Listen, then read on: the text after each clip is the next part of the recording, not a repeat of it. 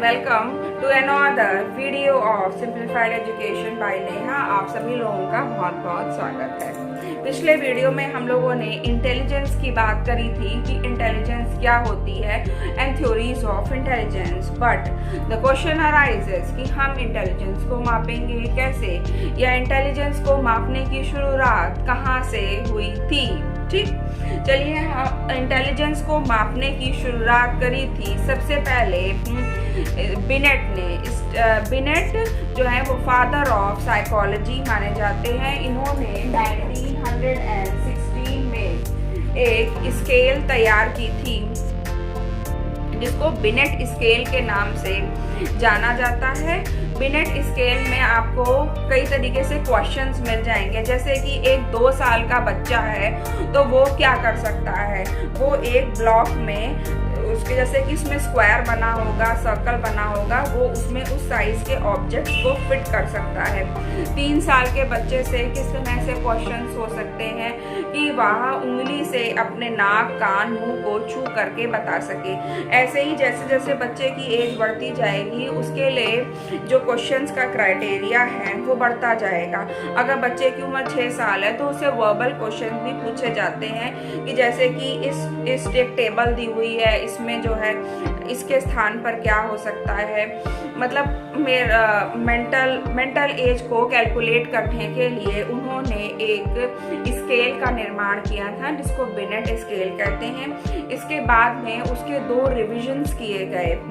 Beneath scale को Stanford में टर्मैन नाम के एक व्यक्ति ने उसको रिवाइज किया। उसके बाद में ए मेरिल ने उसको और दोबारा से रिवाइज किया। फिर जो एक रिवाइज स्केल हमारे सामने आई वो थी Stanford beneath scale. Stanford beneath scale ने कैलकुलेट किया मेंटल एज को।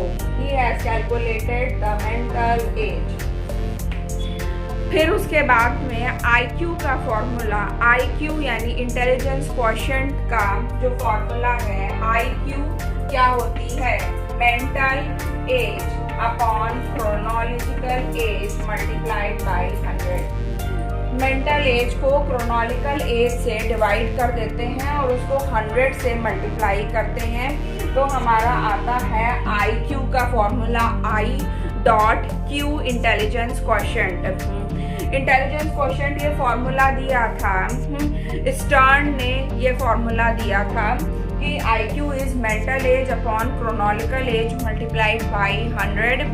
यदि मेंटल एज और क्रोनोलॉजिकल एज बराबर होगी तो हमारा IQ 100 के बराबर आ जाएगा, और अगर हमारी मेंटल एज ज़्यादा होगी तो हमारा IQ जो है वो 100 के ऊपर अबव पहुंच जाएगा। और यदि मेंटल एज जो है वो क्रोनोलॉजिकल एज यानी जो उसकी एक्चुअल डेट ऑफ बर्थ है उससे अगर कम होगी तो उसका जो IQ है वो लेस देन 100 आ जाएगा। इस तरीके से उन्होंने पूरी टेबल टैबुलेट करके दी कि किससे किस रेंज तक की बुद्धि या IQ को क्या कहा जा सकता है, superior, very superior, bad, inferior. इस तरीके से उन्होंने पूरी टेबल बना करके दी। ये काम जो है वो mental as upon chronological age multiplied by 100 है। इसको IQ के नाम से हम जानते हैं। स्टैनफोर्ड बिनेट ने ये टेस्ट दिया। अब लोगों की इंटेलिजेंस टेस्ट करने की बारी आई। तो एक तो इंडिविजुअली हम किसी का टेस्ट, मतलब इंटेलिजेंस टेस्ट 2 तरह से किया जा सकता है। एक बार जो है वो इंडिविजुअल किसी व्यक्ति टू व्यक्ति, और दूसरा है ग्रुप इंटेलिजेंस। मतलब इंडिविजुअली भी हम किसी का इंटेलिजेंस टेस्ट कर सकते हैं और दूसरा हम लोग ग्रुप में इंटेलिजेंस को टेस्ट करते हैं। अब इंडिविजुअल में हम इंटेलिजेंस को कैसे टेस्ट करेंगे। यदि कोई व्यक्ति पढ़ा लिखा है तो हम उसको उस तरह से टेस्ट दे सकते हैं, जैसे कि अब हम लोग के कंपटीशंस में होता है। जब हमारा कंपटीशन का पेपर आता है तो उसमें कुछ सब्जेक्ट के क्वेश्चंस आते हैं, कुछ जनरल अवेयरनेस के आते हैं, और कुछ क्वेश्चंस होते हैं जो रीजनिंग के क्वेश्चंस होते हैं, कुछ मैथमेटिकल रीजनिंग के होते हैं, और कुछ नॉन वर्बल रीजनिंग के क्वेश्चंस आते हैं जिसमें कि हमें कुछ टेढ़ी मेढ़ी फिगर्स को सही करना होता है। इसको एनालॉगी टाइप ऑफ क्वेश्चंस कहते हैं। वो जो क्वेश्चंस अब हम लोग हल करते हैं वो बहुत समय पहले इंटेलिजेंस टेस्ट को कैलकुलेट करने के लिए यूज किए जाते थे। तो यानी इंडिविजुअल टेस्ट है वो दो तरह से होता है। एक होता है वर्बल मतलब कि जो पढ़ा लिखा व्यक्ति है उससे हम बोल करके या उससे कुछ हम पूछ सकते हैं कि अच्छा अपना नाम बताओ, अपने माता पिता, अपने टीचर का नाम बताओ, या फिर उसका मेमोरी टेस्ट ले सकते हैं, उसका कॉम्प्रिहेंसिव क्वेश्चंस दे सकते हैं। उससे हम कोई चीज हमने उसको फिलअप करने के लिए दे दी कि इसके बाद में कौन सी चीज आएगी। इस तरीके से पढ़ाई लिखाई से संबंधित जितनी भी चीजें हैं वो हमारी वर्बल टेस्ट में आएंगी। उसके बाद में नॉन वर्बल टेस्ट है। यदि कोई व्यक्ति हमारे पास में आया है और वो पढ़ा लिखा नहीं है, वो क्वेश्चन पेपर को अटेम्प्ट नहीं कर सकता है, तो फिर हम उसका इंटेलिजेंस टेस्ट किस प्रकार से लेंगे।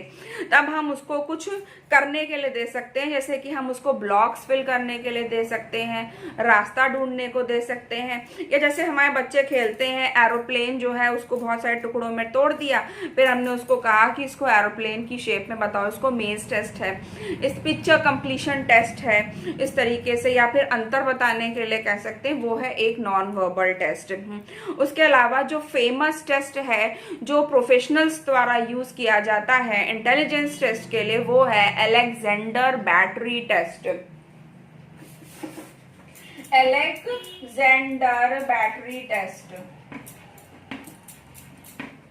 अलेक्जेंडर बैटरी टेस्ट जो है वो 3 टेस्ट से कंप्राइज होकर के बनाया गया है, जो है पास अलोंग टेस्ट, दूसरा है क्यूब कंस्ट्रक्शन टेस्ट, और तीसरा है कोहलर ब्लॉक डिजाइन टेस्ट। यानी अलेक्जेंडर बैटरी टेस्ट में 3 तरह के टेस्ट हैं।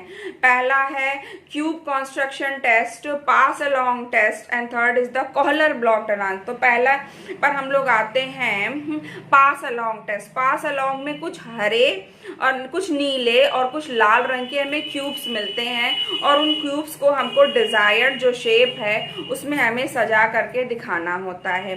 दूसरा जो कोहलर ब्लॉक डिजाइन टेस्ट है वो क्या है, कोहलर ने जो है पेपर्स पर बहुत सारी चीजें प्रिंट करके दी हुई हैं और हमें कुछ ब्लॉक्स मिलते हैं जो रंगे होते हैं, उनको हमको एक डिजाइन में लगाना होता है, उसको हम कहते हैं Kohler block design test. And third is the cube construction test. इसमें हमें क्यूब्स मिलते हैं, जो कुछ क्यूब्स एक तरफ से रंगे होते हैं, कुछ 2 तरफ से रंगे होते हैं और कुछ 3 तरफ से रंगे होते हैं। उससे हमें एक पिक्चर बनाने के लिए कहा जाता है, जैसे कि एक ज्योमेट्रिकल फिगर या फिर कोई रंगोली का पैटर्न, जैसे कि एक विजुलाइज हम कर सकते हैं मोटा मोटा।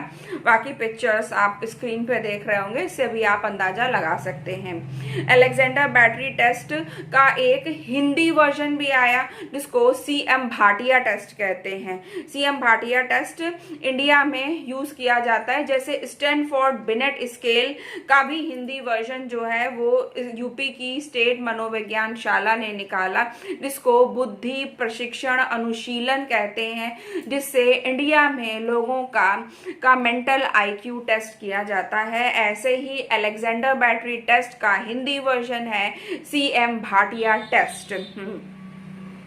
अलेक्जेंडर बैटरी टेस्ट 3 टेस्ट से मिला है। ये एक ऑब्जेक्टिव टाइप क्वेश्चन में भी पूछा जा सकता है कि अलेक्जेंडर बैटरी टेस्ट किन 3 टेस्टों से मिलकर के बना है। और सीएम भाटिया टेस्ट क्या यूज करता है, सीएम भाटिया टेस्ट इंडिविजुअल या व्यक्तिगत बुद्धि परीक्षण के लिए प्रयोग किया जाता है। इसी के साथ में आर्मी अल्फा टेस्ट है। आर्मी अल्फा टेस्ट फौज में जो लोग पढ़े लिखे हैं उन पर उनकी भर्ती करनी थी, तो उनका बुद्धि परीक्षण के लिए आर्मी अल्फा टेस्ट का प्रयोग किया गया। इसी के साथ साथ में जो है अब हम लोग बात करेंगे ग्रुप की। पहले इंडिविजुअल हो गया, अब ग्रुप में बहुत सारे लोग आए हैं, उनका भी 2 तरह से टेस्ट हो सकता है। First is verbal and second is non verbal. पढ़े लिखे लोग हैं उनका टेस्ट, और दूसरा है जो लोग पढ़े नहीं हैं वो है नॉन वर्बल। तो पढ़े लिखों का टेस्ट तो पहले की तरह वो ग्रुप में ले लिया जाएगा, वैसे ही नॉन वर्बल का परफॉर्मेंस टेस्ट है, इसके लिए आर्मी बीटा टेस्ट यूज किया जाता है। आर्मी बीटा टेस्ट ग्रुप जो है वो टेस्ट है, इसमें बहुत सारे लोगों की जो इंटेलिजेंस है वो एक बार में प्रूफ की जाती है। परफॉर्मेंस टेस्ट भी है जैसे शिकागो टेस्ट है और रेवंस इंटेलिजेंस टेस्ट है, जो कंबाइन में बहुत सारे लोगों का बुद्धि परीक्षण इसके द्वारा लिया जा सकता है। आशा करती हूँ इंटेलिजेंस टेस्ट के बारे में आपको कुछ जानकारी प्रोवाइड करने में मैं सक्षम रही होंगी। Thank you for watching.